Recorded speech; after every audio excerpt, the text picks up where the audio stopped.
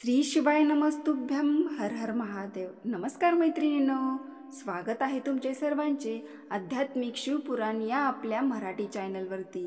देवादिदेव महादेव म्हणजेच नाथांचे नाथ भोलेनाथ यांचे पुत्र महागणपती विघ्नहर्ता श्री गणेश यांच्या कृपेने तुमच्या सर्व चांगल्या इच्छा पूर्ण करू होत। चला तर मग आपल्या आजच्या नवीन व्हिडिओला सुरुवात करूयात। मैत्रिणींनो, उद्या आहे संकष्टी चतुर्थी।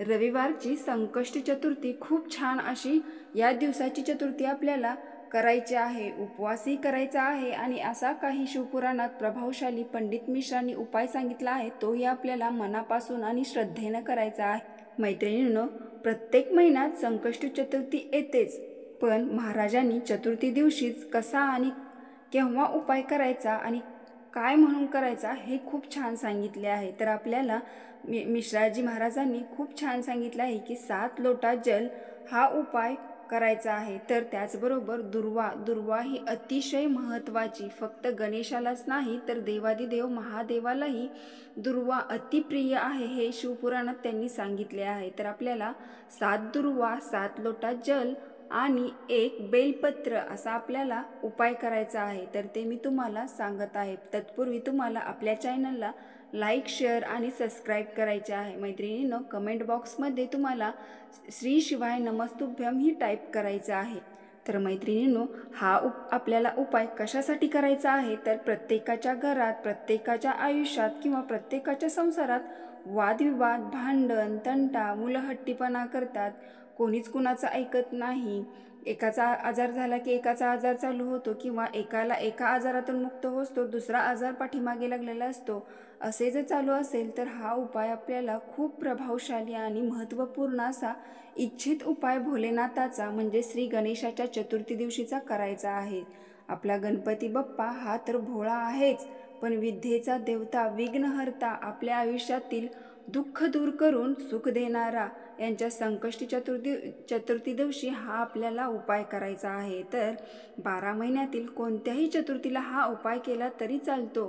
कधी कधी असं होतं की आपण खूप मोठमोठे पूजा पाठ पारायण करूनही आपली मनोकामना इच्छा पूर्ण होत नाही। तर आपल्याला हा सगळ्यात छोट्यातला छोटा आणि सोपा असा उपाय चतुर्थी दिवशी करायचा आहे। तर तो कसा करायचा मी आज तुम्हाला व्यवस्थित आणि सविस्तर सांगत आहे। हा उपाय भरपूर लोकांनी केलाही असेल आणि त्यांना अनुभवही आला आहे। त्याचप्रमाणे हा उपाय मी गेल्या संकष्टी चतुर्थीला स्वतः करून पाहिला आहे, त्यामुळे मला खूप अनुभव छान आलेला आहे। तर तुम्ही नक्की करा, आवर्जून करा, पण तत्पूर्वी त्याआधी आपल्याला व्यवस्थित हा व्हिडिओ ऐकून समजून घ्यायचा आहे, मगच हा उपाय सेवा करायचा आहे। मग या उपायाचे फळ तुम्हाला श्रद्धेने केल्यामुळे नक्कीच मिळणार।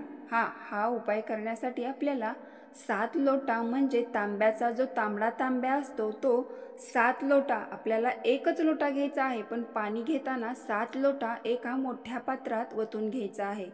जसे की एक तवली असेल, बादली असेल किंवा कळशी असेल, त्याच्यात तांब्याचा तांब्या एकच घ्यायचा आहे, पण पाणी घेताना 7 लोटा पाणी त्यात ओतून आपल्याला देवादिदेव महादेवाच्या मंदिरात ते पाणी घेऊन जायचं आहे आणि एक तांबडा तांब्या म्हणजे तोच घेऊन जायचा आहे आणि 7 दुर्वा आणि एकच बेलपत्र, असं नाही की 108 बेलपत्रच घ्यावे, फक्त एकच बेलपत्र घ्यायचं आहे। तर मैत्रिणींनो, बेलपत्र आणि दुर्वा कुठेही जळालेले, करपलेले किंवा अखंडित असं न घेता आपल्याला व्यवस्थित घ्यायचे आहे ते दुर्वा आणि बेलपत्र।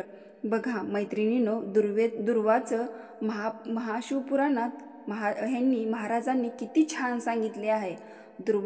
दुर्वा ही एका ठिकाणी गाठ बांधली तर ती 2 ठिकाणाहून फुटून येते, पसरते। तर आपल्या आयुष्यातही या दुर्वा आपण उपाय केल्याने आपल्या आयुष्यातही त्या दुर्वासारखंच फुटून येणार आहे, बहरणार आहे आपलं आयुष्य। म्हणजेच दुर्वाला एका ठिकाणी गाठ बांधली तर 2-3 ठिकाणी ती हिरवीगार पसरते। तसंच ह्या गणेशाची दुर्वा किंवा महादेवाची दुर्वा आपल्या आयुष्यात प्रसन्नता निर्माण करणार आहे।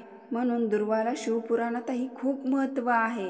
हे सर्व साहित्य आपल्याला महादेवाच्या मंदिरात घेऊन जायचे आहे।